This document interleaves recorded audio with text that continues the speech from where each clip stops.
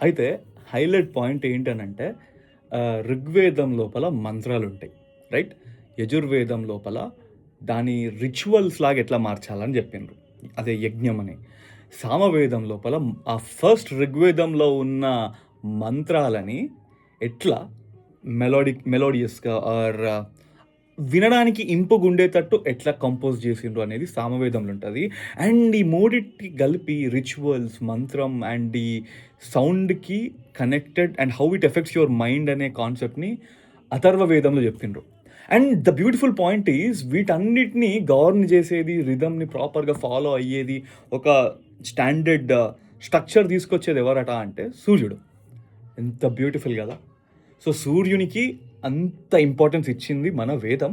And ఆ సూర్యుడు లిటరల్‌గా సంక్రమణ జరిగే టైమే ఈ సంక్రాంతి.